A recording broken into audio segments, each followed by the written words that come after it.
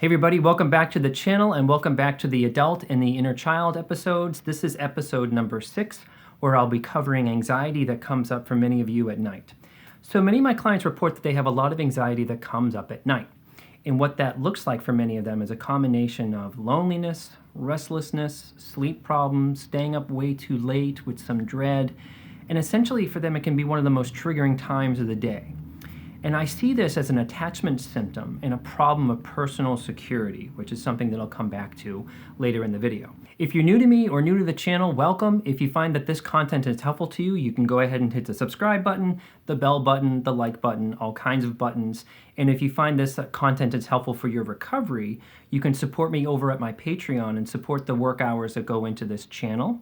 And in addition to that, you can also check out my website where I offer some childhood trauma coursework and handouts around childhood trauma. I'll have all the links in the description of this video. So let's see if we can do some adult and inner child-based work around the issue of anxiety at night. When we feel the anxiety at night, I look at it as a clue that our inner child is subconsciously coming up, and it's a clue for our adult to be aware of those feelings underneath the anxiety. Is it the anxiety about feeling left out? Is it feeling of loneliness? Is it feeling of an insecure feeling? Is it feeling like something is missing, almost like FOMO? Or whatever comes up uniquely for you at that time of night. And the first step to this exercise is, you could do a little bit of writing around it, is coming back to what I mean about the issue of security, is to try to explore what did going to bed mean for you, or what that was like growing up. What that was like for us when we were little kids. Some of us were neglected.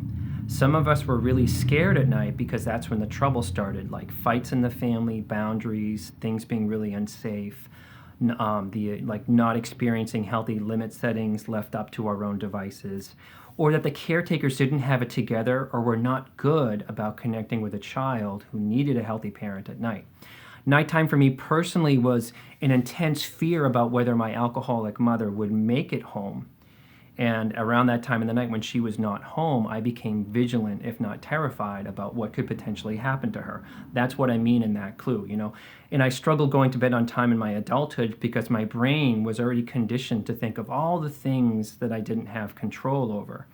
That's what I might mean by having a busy brain at night. And I also, in a separate note, I was also allowed to stay up way too late from a place of neglect, and that was also something I had to correct in my adulthood.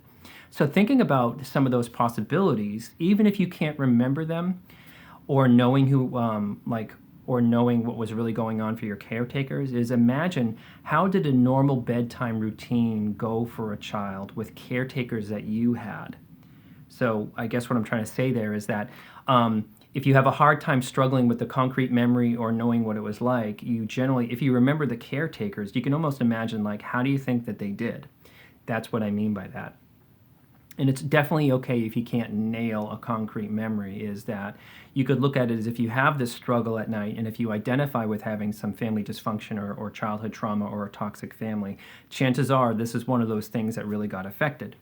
You know, if your parents or your caretakers were emotionally vacant, or they were neurotic or shut down, chances are they didn't meet a normal child's needs around security and safety at night.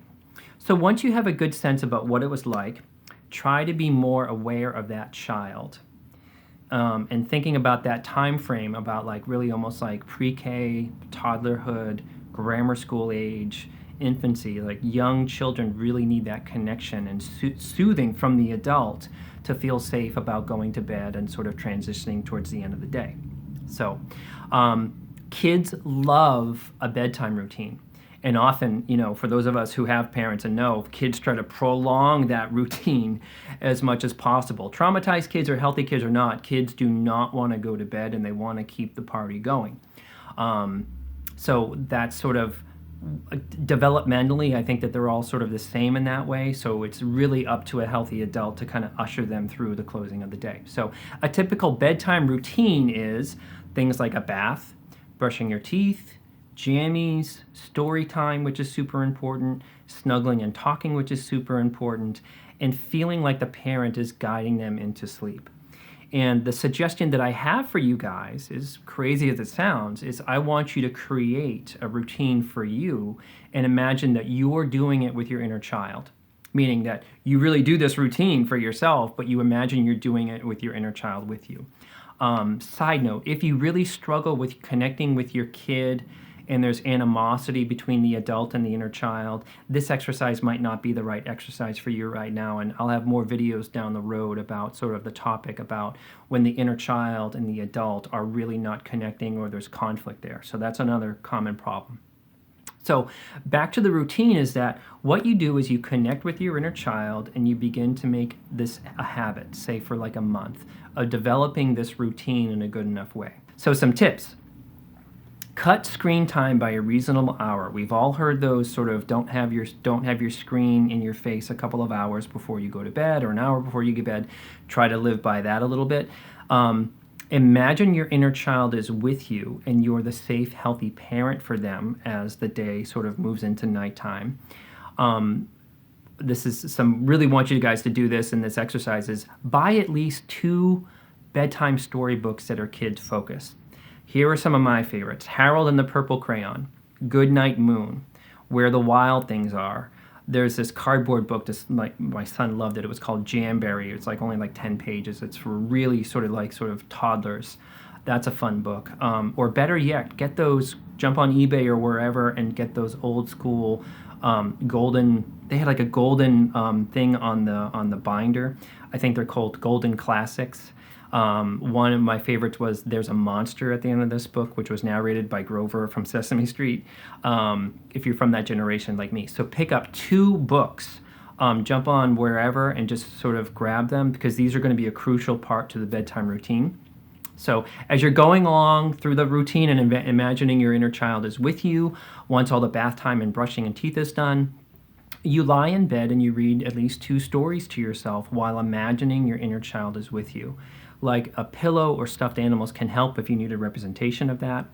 And when my son was young, he loved holding my hand when I would read stories. It's like hands down, like the best memories and moments of my life to be that person for him. And so it's really about trying to cultivate both a sense of connection and safety for your inner child from the adult, trying to develop this sort of foundation of security, which is like a lot of my work is sort of about. And when we talk about secure attachments, this exercise is about trying to cultivate security. Kids, young kids, grammar school kids, even into like they need a safe home base. And this is one of those exercises that I'm trying to get my clients to kind of dive into. And after you read the books, you can imagine in your head maybe a discussion with your inner child about the day. Like, what was the nice part of the day or a favorite part of the day? What is something that you can look forward to tomorrow, like waking up with a safe person or having a morning routine? Is talking with your inner child is a huge part. Even if it's in your head for now, or I use this tool called dialoguing, but even if it's in your head, that's a huge part of feeling safe and connected with yourself. Once that's all done, notice how this feels. The routine, the snuggling, the 2 stories, the talking. Notice how that feels in your body. Because the inner child and the adult are the same entity. It's just sort of looking at these 2 like little parts. Notice how it feels. Take note of it. It might feel kind of like, kind of fake. It might feel good, whatever. Try not to judge whatever comes up. Just maybe stick to trying to develop a habit around that. Lullaby music can also help if your brain still wants to keep busy and go. So really try to go to sleep. Don't just think about it as like, I put my inner child to sleep, now I can go back to Netflix. Like, doesn't work that way. It's really the adult and the inner child experience it together. So I hope this video was helpful to you guys. Just wanted to make a quick video on this topic. I'll have all my social media links and how to connect with me in the description to this video. And incidentally, we can do a whole separate video on what people experience when they wake up in the morning. Like I've asked that question to one of my groups about like, what's your first thought when you wake up in the morning? For many of us, it's like, like that there can be anxiety or worry or overwhelm when we wake up, which also, like the bedtime routine, can be related to childhood. It's like, if you had to get yourself up to school by yourself, or you had to deal with some kind of chaos in the morning with your parents, or there was really no help through your school age. Like that's sort of what I mean by that. So I hope the video was helpful to you guys. And as always, may you be filled with loving kindness. May you be well. May you be peaceful and at ease.